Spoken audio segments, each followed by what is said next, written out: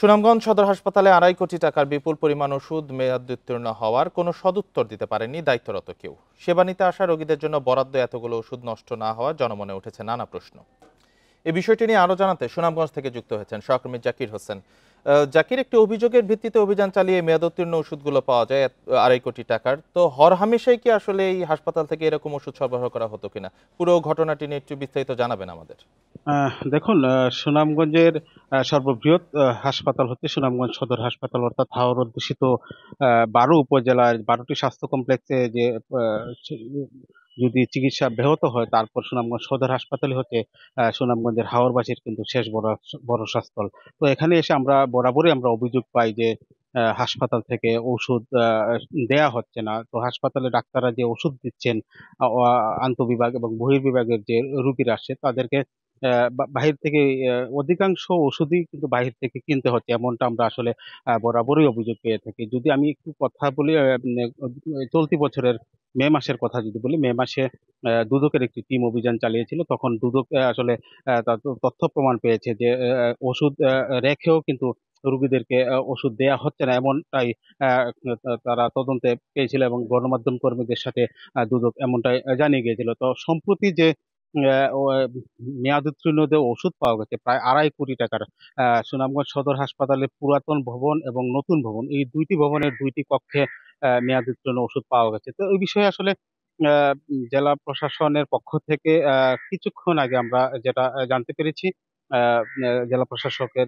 Verified Facebook পেজে একটি আহ, যারা ৩ সদস্য বিশিষ্ট একটি তদন্ত কমিটি গঠন করেছে অতিরিক্ত জেলা ম্যাজিস্ট্রেটের কে আহ্বায়ক করে। এছাড়াও হাসপাতাল কর্তৃপক্ষ আহ, আহ, ও কিন্তু ১০ সদস্য বিশিষ্ট একটি তদন্ত কমিটি করেছে। তো তদন্ত কমিটিকে ১৫ কার্যদিবসের মধ্যে তাদের রিপোর্ট পেশ করার জন্য নির্দেশনা দিয়েছেন জেলা প্রশাসক। আসলে এই যে মেয়াদ উত্তীর্ণ ওষুধগুলো পাওয়া গেছে, এতে করে সুনামগঞ্জবাসীর মধ্যে অনেকটাই ক্ষোভ দেখা দিয়েছে। বিশেষ করে সচেতন মহলের কথা যদি বলি, সচেতন মহল আসলে অনেকটা ক্ষোভ প্রকাশ করছেন। কারণ হাওর অধ্যুষিত জেলার যে মানুষ, অনেকটাই সাধারণ মানুষরা আসেন এখানে চিকিৎসা নিতে। অনেকেই আসলে ওষুধের মেয়াদ আছে কি আছে না নাই সেটা আসলে অনেকেই খেয়াল করে না। কিন্তু সচেতন মহল এই বিষয়টাকেই দেখছেন এবং তারা অনেকটাই উদ্বিগ্ন আসলে যে বিগত দিনগুলোতে ওষুধ সরবরাহ করা হয়েছে, অর্থাৎ রোগীদের মধ্যে যে ওষুধই দেওয়া হোক, মেয়াদ ছিল কি ছিল না সেটা নিয়ে এখন অনেকের মধ্যে একটা দুশ্চিন্তা কাজ করছে। আর প্রতিদিন আমরা দেখি, যেহেতু একমাত্র বৃহৎ হসপিটালিতে প্রতিদিনই বহির্বিভাগে প্রায় ১ থেকে ১.৫ হাজার রুগী চিকিৎসা নিচ্ছে এবং আন্তঃবিভাগেও প্রায় প্রতি গড়ে ৩ থেকে ৩৫০ রুগী ভর্তি আছেন। তো আমরা গতকালকে যখন এই মেয়াদ উত্তীর্ণ ওষুধের খবর আমরা পেয়ে হাসপাতালে গেলাম, হাসপাতালের বিভিন্ন ওয়ার্ডে আমরা গিয়েছি, রুগীদের সাথেও কথা বলছি। তারাও অভিযোগ করছেন যে হাসপাতালে পর্যাপ্ত ওষুধ থাকা সত্ত্বেও কিন্তু তাদেরকে ডাক্তাররা প্রেসক্রিপশনে বাহির থেকে ওষুধ নিয়ে আসার জন্য বলছেন।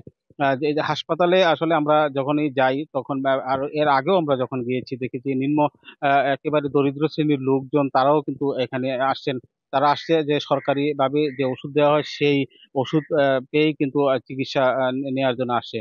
তো এভাবে যদি মেয়াদোত্তীর্ণ ওষুধ বর্তমানে যে ২.৫ কোটি টাকার ওষুধ পাওয়া গেছে, সেই ওষুধ নিয়ে জেলা প্রশাসন তথা প্রশাসন, সাধারণ মানুষের মধ্যে একটা উদ্বেগ উৎকণ্ঠা কাজ করতে। তো সার্বিকভাবে আমরা বলতে পারি, সাধারণ মানুষ চান এটি সুষ্ঠু তদন্ত হোক এবং যে বা যারাই এটার সাথে জড়িত থাকুক না কেন তাদেরকে তাদের বিরুদ্ধে ব্যবস্থা নেওয়ার জন্য জোর দাবি জানিয়েছেন। এই ছিল আমার কাছে সুনামগঞ্জের সদর হাসপাতালের মেয়াদ উত্তীর্ণ ওষুধের সর্বশেষ খবর।